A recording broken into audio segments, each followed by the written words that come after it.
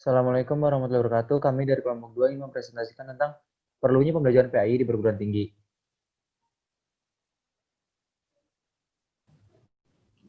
Perkenalkan, nama saya Maulana RD Caksono, NIM I04200074. Yang pertama, menggali sumber psikologis.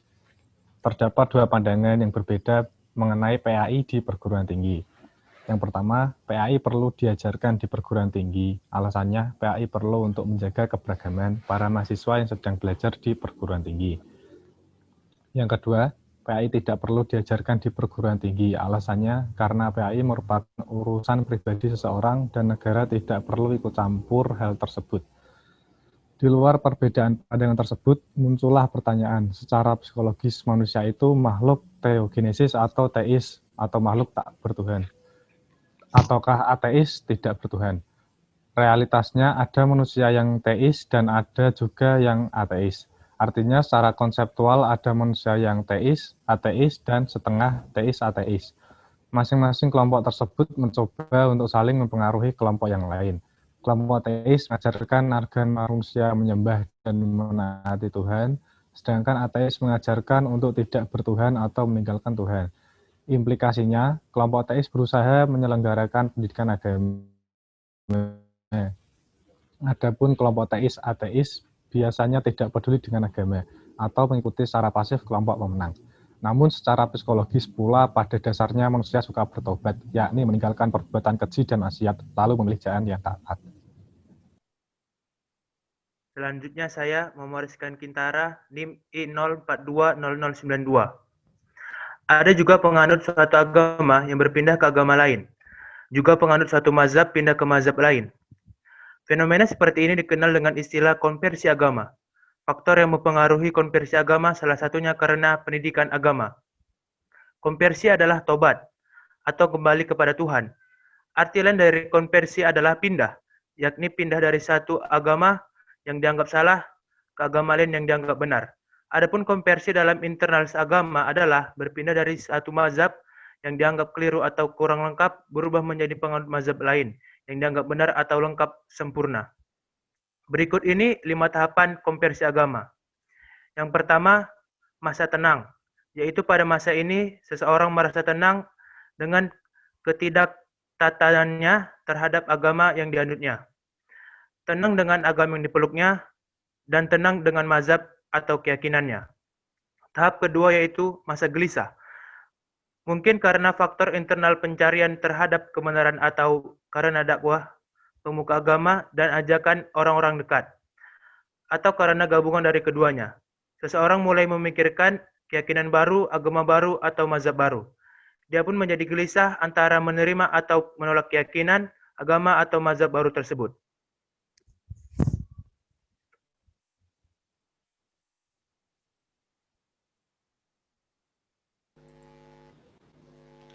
Perkenalkan, nama saya Muhammad Rizky Arga Wijaya, NIM I04200091.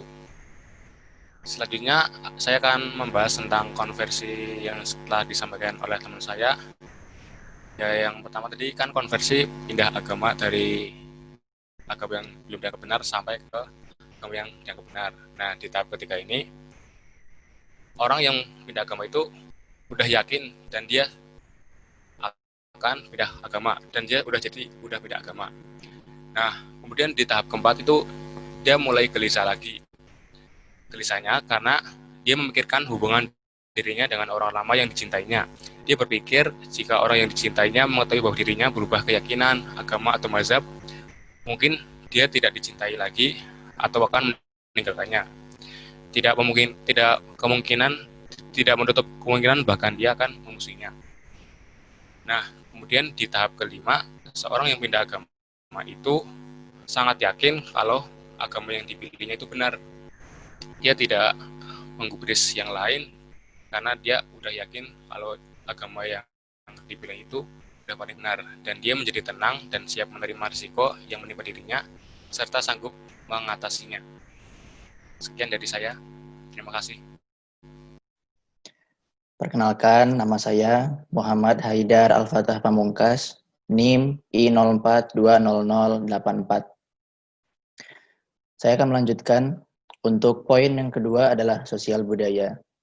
Secara teoritis, masyarakat Muslim di Indonesia dapat dipilah menjadi dua bagian, yaitu yang pertama adalah santri. Santri dikenal identik sebagai orang yang belajar di pesantren. Namun nyatanya, santri sendiri adalah masyarakat Muslim yang taat menjalankan ajaran Islam atau yang mendalami ajaran Islam secara mendalam. Bentuk konkretnya adalah menjalankan 5 rukun Islamnya secara benar dan tepat dan sesuai ajaran Nabi kita, yaitu mengucapkan 2 kalimat syahadat, mengerjakan sholat wajib, berpuasa di bulan Ramadan, membayar zakat, menunaikan haji bagi yang mampu.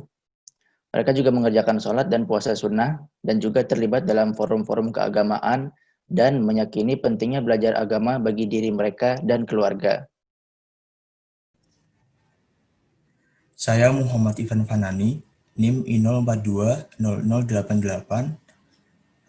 Selain santri, ada juga Muslim biasa.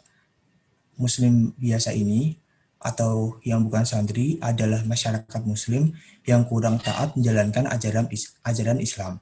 Mereka tidak mengerjakan sholat, tidak berpuasa pada bulan Ramadan, dan tidak membayar zakat.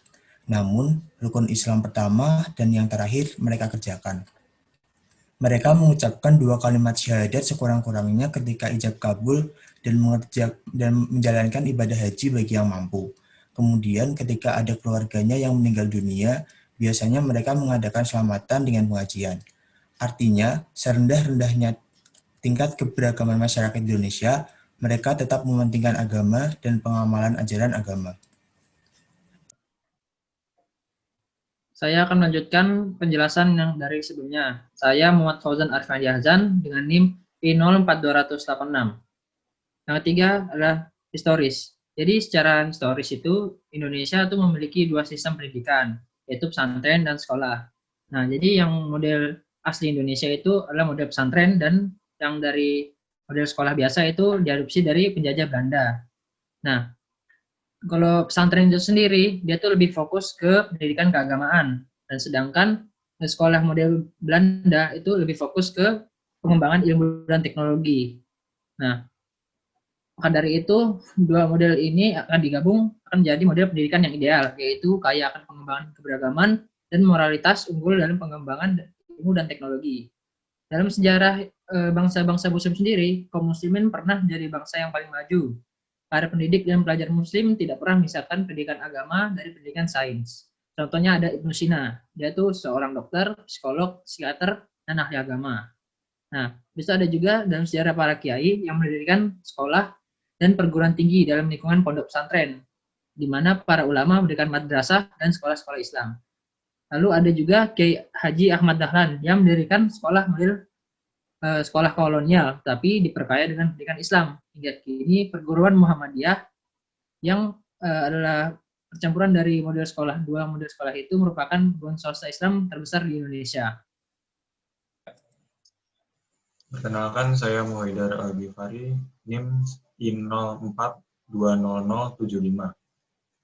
Jadi ketika bangsa Indonesia memproklamasikan kemerdekaan, para ulama dan tokoh-tokoh pendidik muslim mengusulkan agar PAI dijadikan kurikulum sekolah dan perguruan tinggi. Akhirnya PAI pertama kali diajarkan di SD kelas 1 sampai 3, dengan catatan SD-SD tersebut berada dalam lingkungan masyarakat yang kental dengan agama. Pengaruh ulama dan tokoh muslim menguat pada saat pergantian rezim dari Orde Lama ke Orde Baru, yaitu pada tahun 66 oleh para MPRS, yang berhasil memasukkan pendidikan agama ke dalam kurikulum nasional. Sepanjang tahun 66 sampai 83, pendidikan agama diajarkan secara beragam di PTN. Sebagian PTN menyelenggarakan pendidikan agama hingga 6 semester.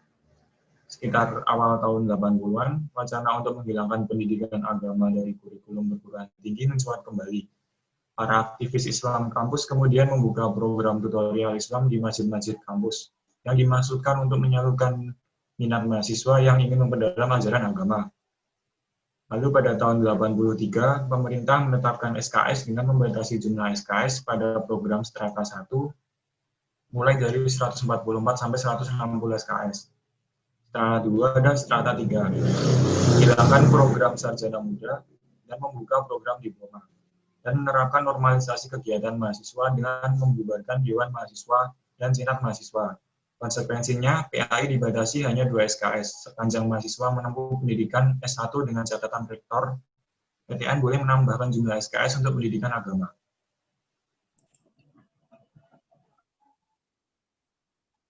Perkenalkan, nama saya Muhammad Salman Al-Farisi, NIM I04200095, ingin melanjutkan poin keempat, yaitu yuridis, dasar hukum pembelajaran PAI di perguruan tinggi. Yang pertama ada Pancasila, yang terdapat pada sila pertama, kemudian ada Undang-Undang Dasar 1945, kemudian ada UU nomor 20 tahun 2003 tentang Sistem Pendidikan Nasional, ada UU nomor 17 tahun 2007 tentang Rencana Pembangunan Jangka Panjang Nasional, ada UU nomor 5 tahun 2010 tentang Rencana Pembangunan Jangka Menengah, kemudian ada PP nomor 19 tahun 2005, sebagaimana diubah dengan PP nomor 32 tahun 2013 tentang Standar Nasional Pendidikan. Yang terakhir ada Undang-Undang nomor 12 tahun 2012 tentang Pendidikan Tinggi. Kemudian poin kelima ada model pendekatan atau metode pembelajaran PAI di perguruan tinggi. Yang pertama ada pendekatan kajian Al-Quran dan sejarah Islam. Yang kedua ada pendekatan disiplin ilmu dan kajian isi Al-Quran. Yang ketiga ada pendekatan tentang tujuan dan didatangkannya syariat Islam. Pada poin pertama yaitu kajian Al-Quran dan sejarah Islam. Membahas tentang karakteristik pendekatan sejarah sebagai salah satu pendekatan di dalam studi Islam dengan didahului pembahasan seputar aspek studi Islam. Islam telah menjadi kajian yang menarik minat banyak kalangan. Islam juga sudah menjadi sebuah sistem budaya, peradaban, komunitas politik, ekonomi, dan bagian sah dari perkembangan dunia. Mengkaji dan mendekati Islam membutuhkan metode dan pendekatan interdisipliner. Perkenalkan, nama saya Nadia Anita, NIM I04201000. Saya akan melanjutkan yang tadi. Kajian agama termasuk Islam seperti disebutkan di atas dilakukan oleh sarjana barat dengan menggunakan ilmu-ilmu sosial dan humanitis. Sehingga muncul sejarah agama, psikologi agama, sosiologi agama, antropologi agama, dan lain-lain. Dalam perjalanan dan pengembangannya, sarjana barat bukan hanya menjadikan masyarakat barat sebagai lapangan penelitiannya, namun juga masyarakat di negara-negara berkembang, yang kemudian memunculkan orientalisme. Sarjana barat sebenarnya telah lebih dahulu dan lebih lama melakukan kajian terhadap fenomena Islam dari berbagai aspek. Sosiologi, kultural, perilaku politik, doktrin, ekonomi, perkembangan tingkat pendidikan, jaminan keamanan, perawatan kesehatan, perkembangan minat, dan kajian intelektual, serta Disiplin ilmu dan kegiatan isi Al-Quran. Kehadiran Islam di tengah-tengah masyarakat membawa banyak perubahan, termasuk juga dalam bidang keilmuan. Islam memunculkan gairah keilmuan pada bangsa Arab. Mereka yang sebelumnya kurang dalam baca tulis, dengan hadirnya Al-Quran secara tidak langsung, mereka mampu untuk baca tulis. Al-Quran yang diturunkan kepada Rasulnya itu tentu harus dijelaskan lebih dalam lagi mengenai makna dan hukum-hukum yang turun bersamanya. Seperti yang pertama tafsir, hadis, fikih, dan usul fikih, dan terakhir ilmu bahasa. Oh iya, nama saya Muhammad Afalifianto, NIM I04200085. Selanjutnya saya Hensa Akbar Al-Kausar, NIM I04200062. 1. Tafsir. Memang tidak ada yang menyangkal bahwa Quran diturunkan kepada Nabi Muhammad SAW dengan bahasa kaumnya, bahasa Arab. Tapi apakah semua orang yang dilahirkan di lisan Arab bisa memahami kandungan kitab tersebut? Tentunya tidak. Hal itu bisa digambarkan dengan contoh sederhana berikut. Banyak pengarang buku ilmiah terkenal di Indonesia, buku-buku disertasi, tesis, skripsi, dan lain sebagainya. 2. Hadis. Seperti yang telah diuraikan di atas bahwasanya ilmu hadis dan ilmu tafsir dahulunya adalah satu kesatuan. Keduanya sama-sama bersumber dari penukilan hadis-hadis Rasul melalui jalur riwayat. Selanjutnya telah diketahui juga bahwa tafsir telah dimulai sejak zaman sahabat. 3. Fikih dan usul fikih. Berbicara tentang fikih tentunya tidak lepas dari syariah dan sejarahnya. Sebenarnya hukum-hukum fikih itu sudah ada bersamaan dengan adanya Islam. Fikih secara terminologi baru bersamaan dengan berbagai mazhab fikih dan para pionirnya. Ilmu bahasa. Yang dimaksud dengan bahasa di sini adalah ilmu bahasa Arab yang termasuk di dalamnya ilmu bahasa itu sendiri, ilmu nahwu, ilmu bayan, dan ilmu adab. Di antara 4 ilmu tersebut yang paling penting adalah ilmu nahwu, yang jelas maksud dari sebuah kalimat. Untuk mengetahui dan menguasai bahasa Arab ini tentunya menjadi sangat penting.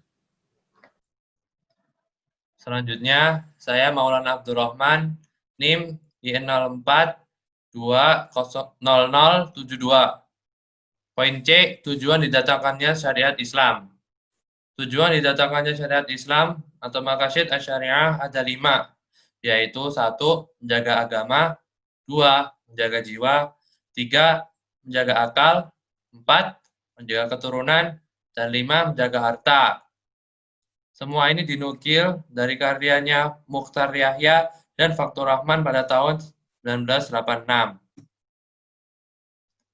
Nah, begitu penjelasan dari kelompok 2 tentang pentingnya pembelajaran PAI di perguruan tinggi. Semoga dapat dipahami. Apabila ada kesalahan kata, mohon dimaafkan untuk kami semua. Terima kasih. Wassalamualaikum warahmatullahi wabarakatuh.